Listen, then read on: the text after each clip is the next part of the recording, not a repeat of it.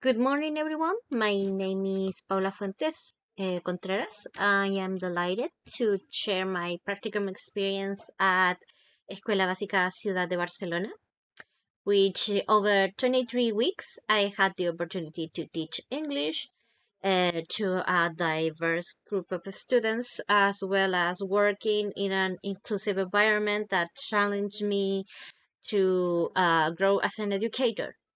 This presentation will provide an overview of the school as well of the growing responsibilities that I got, the pedagogical decisions I made, and the reflections that I had during this experience.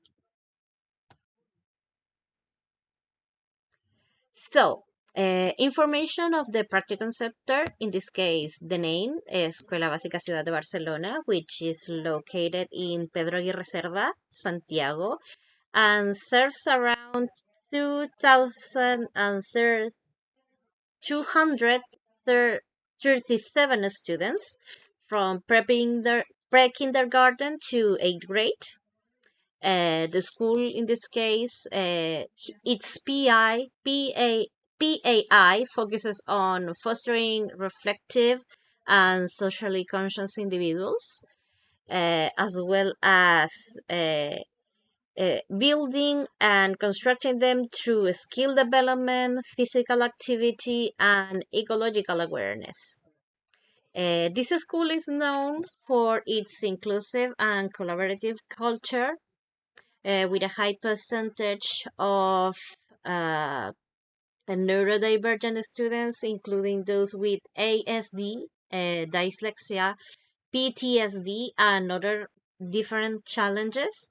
However, despite the resource limitations that the school emphasizes creativity through initiatives like gamified lessons and a student-attended garden that the students can use as a way to enhance their education, as well as having them help their anxiety issues that sometimes complicate their scholar experience. This environment, in this case, provide a unique opportunity to learn and adapt my teaching practices to diverse needs, which is what I'm going to show in the following slides. So, my role at the school in this case is that during my practicum, I work with fifth grade to eighth grade students and conduct workshops for first and second graders. The primary responsibilities that I had included lesson planning, developing evaluation tools, test correction, and organizing such events like the Halloween costume party, as well as the dances for first and second grade that they are going to present the next week. In this case, is for the Día del Niño Lector, which I have some pictures of our practices on the last slides that I'm going to show. I also support my guide teacher, Miss Graciela Orellana, during the key periods of the governance evaluation, what is known as evaluación docente. Because of that, I had to engage sometimes with parents when the main teacher wasn't available to do so. And I was able to address some of their concerns as well as the student progress of their children. These experiences helped refine my skills in communication, organization, and adaptability. So, for the most important pedagogical decisions that I had is first and foremost the visual and multimodal inputs, which in this case included incorporating videos and animations related to lesson topics. In classes with a high number of neurodivergent and low literacy learners, visual aids played a crucial role.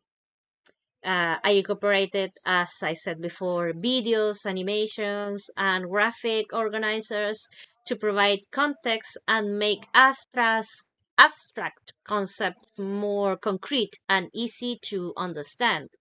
This approach aligns with Mayer's cognitive theory of multimedia learning, which emphasizes the effectiveness of combining visual and verbal information.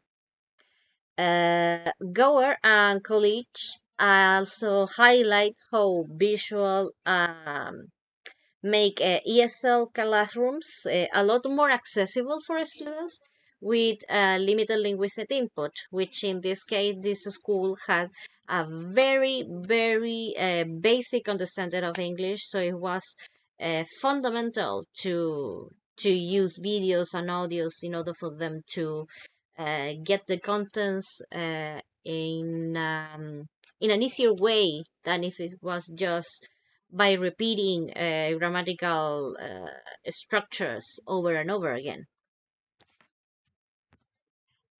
Now, for the interactive activities, here's an example: is a representation of a news news weather report.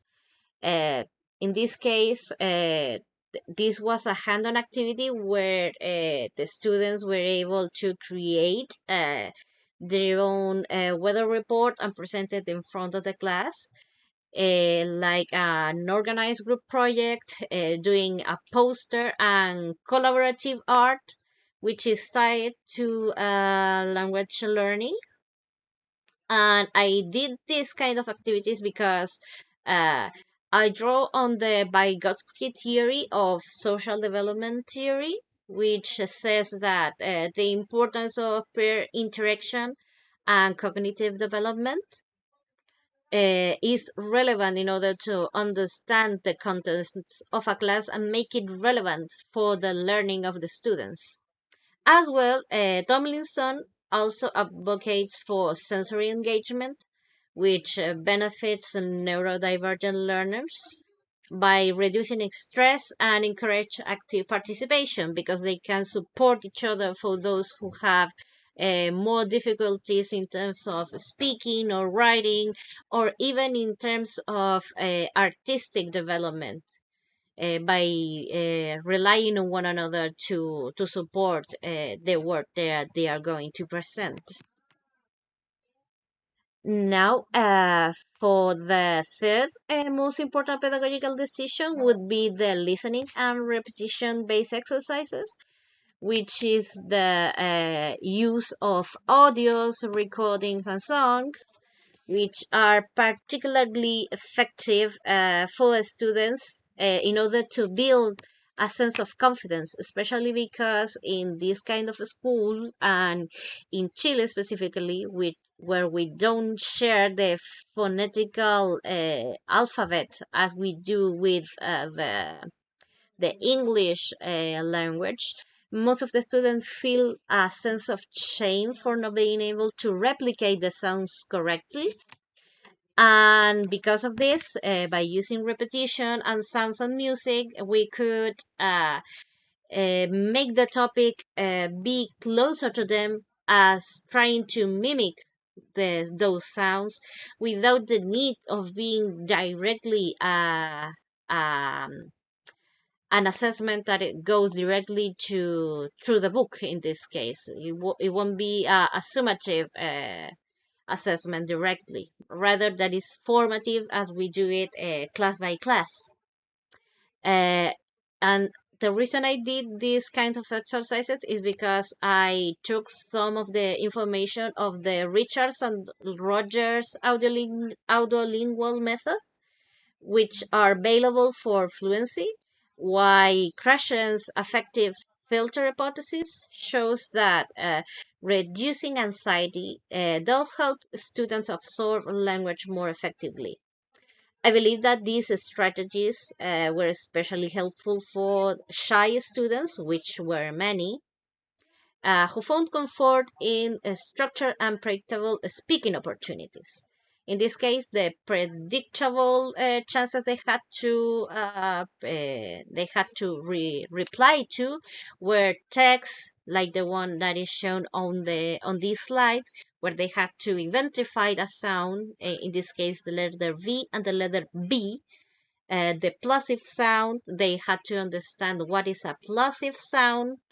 And since that type of content is not really common on low income schools and public schools, they were really interested. So it gathered a lot of attention from the students that didn't really receive this type of information as usually, and this underage, which in this case it was a class for sixth grade. Now, the four pedagogical decision that I used that was also a huge success is the idea of gamified learning. Gamification is another key strategy that I employ to boost the motivation and engagement for the students.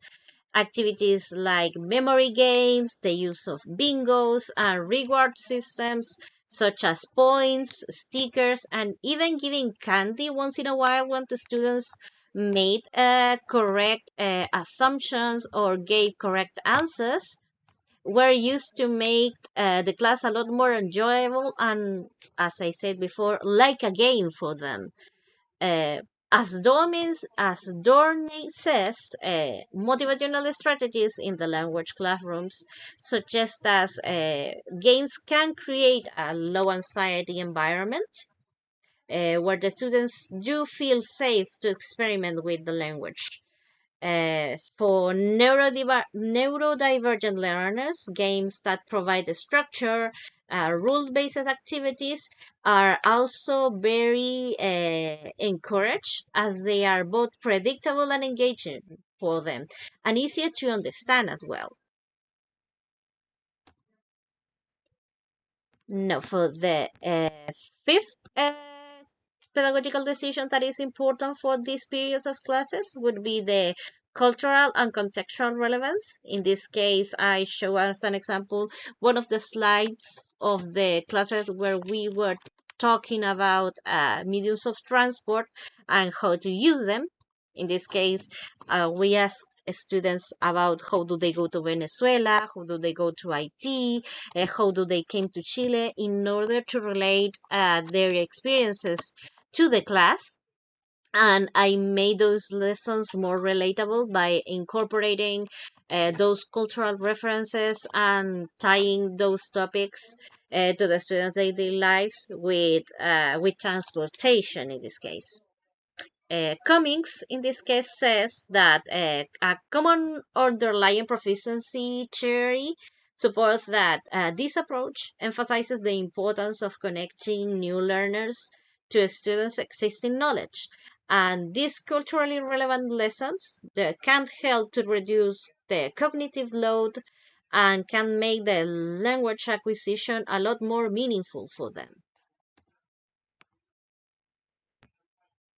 Um, The sixth pedagogical decision that we use during these classes would be the use of low-tech materials due to this being a low-income school where most of the students didn't have a lot of economical sustainable background. So most of the activities relied on the use of recyclable materials for projects, simple resources like papers, markers, and printable worksheets.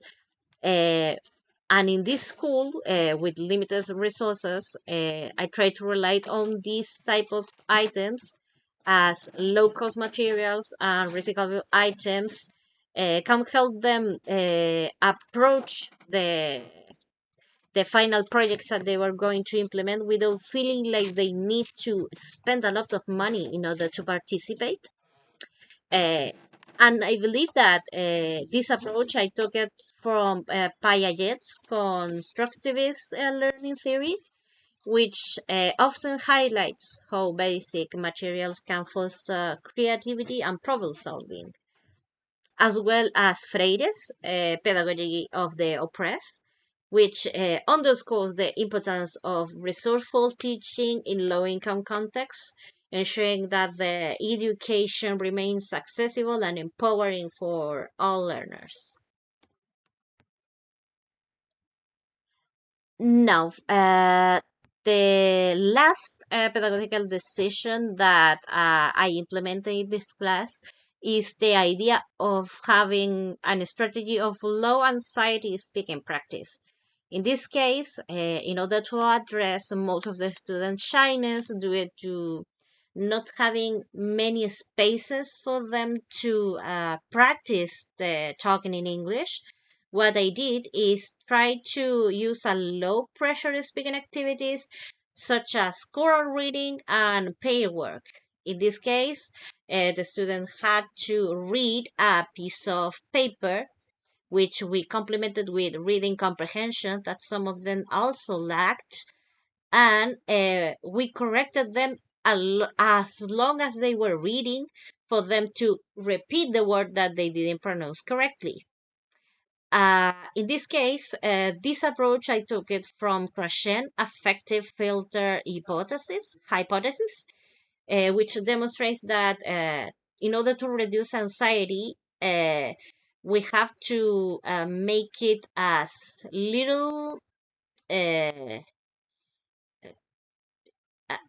as little violent for the student as possible, and it can be critical for the language acquisition. It's important to say that these activities allow the students to practice their oral skills in a supportive and non-threatening environment most of the time. Um, okay, so now talking about the collaborative work process that I had in this school, it's important to mention that my collaboration with Miss Graciela Orellana and the other teachers was consistent and supportive. We communicated via WhatsApp, phone calls, emails, and different mediums in the same school, which facilitated an effective coordination for different types of activities. This collaboration, of course, ensured a smooth lesson implementation and allowed me to feel supported throughout the practicum. It reinforced the importance of teamwork in creating a successful teaching environment.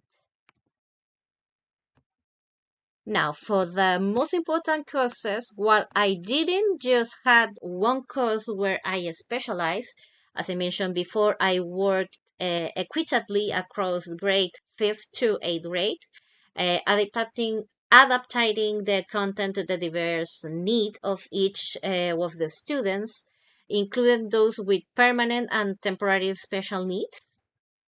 And most of the time, because of this, I didn't really have time to study one course in specifically, since the most of the students are related from one course to another. Many of them are families, brothers, cousins, so I had to know them all by the end of this experience.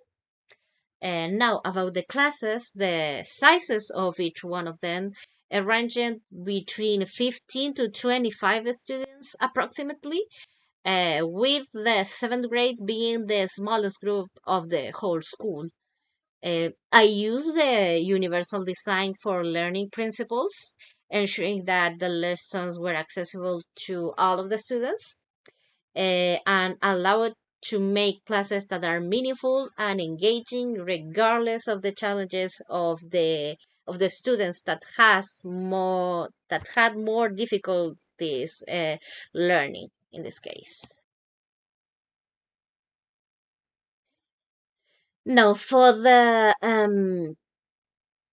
projection, my self-evaluation, what I can say is that through this practicum, I did identify many strengths that include the lesson planning, which was praised by both my guide teacher as well as the UTP. The classroom rapport was also praised, and the collaboration that I managed to build with the other teachers, not only of English, but from PA education, from language, and from arts, which helped us when we were doing projects that include those elements. However, I also recognize areas for growth, such as the time management and classroom engagement techniques. In the case of time management, there were cases in which, due to the not being able to completely engage the students in the class, I had to take a lot of time for them to uh, finish working or writing the contents that were being shown in class. So I have to be more focused on that in order to not leave a lot of contents outside of the 45 minutes that the class should last. And in order to address these issues, I will plan to focus on the differentiated instructions and many more formative assessments, as highlighted in the Marco para la Buena Enseñanza, which mentions that you can make an important evaluation of the steps of each student and recognize the areas that they lack the most. As long as you keep on assessing and reviewing the areas that they have more difficulties on. It's also important to mention that this experience in general has reinforced my commitment to creating inclusive and student-centered classrooms.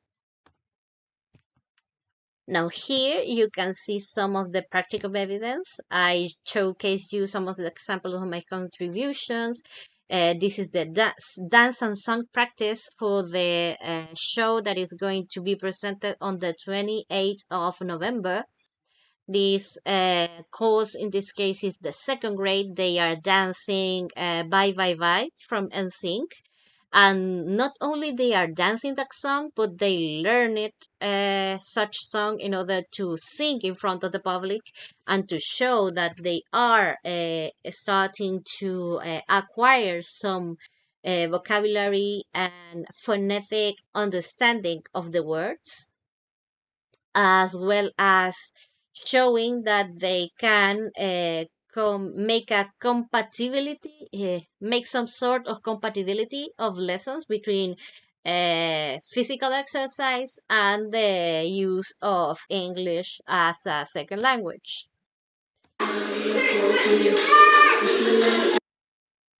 It's a short video, but it's there, of course. And this one, in this case, is the a showcase of the Halloween costume party that I organized. Miss Graciela helped me, but the idea came from me. In this case, I wanted to allow the students to come dressed in different types of outfits, because I realized that Halloween is one of the few holidays that come from outside our country. In this case, is mostly European, American, and an English type of costume. So we use this opportunity in order to teach the origins of the festivity, as well as having a worksheet about different horror movies. In the case for 8th and 7th grade, they saw Beetlejuice, which is mentioned in my costume as dressed as Lydia Ditz, the protagonist of that movie. And in 5th and 6th grade, they saw Corpse Bride, which is another film of Tim Burton. In this case, the team in general was using Tim Burton films to watch them in English and use this as both as entertaining activity, as well as a chance to enhance the reading comprehension, because the movies that they had to watch were in English, so they had to read subtitles, and they had then to answer the questions regarding the movie that they just saw. This activity, as well as the previous one, illustrate my ability to combine creativity and collaboration in meaningful experiences for the students. And now, finally, I would like to acknowledge the theoretical frameworks and academic sources that support my decisions. These references demonstrate that the academic grounding of my strategies and reflect my commitment to evidence based teaching. Uh, I thank you for being able to listen to my presentation. And if there is any question, please go ahead, send me an email. And thank you very much for having the opportunity to work in this classroom. That's it. Bye bye.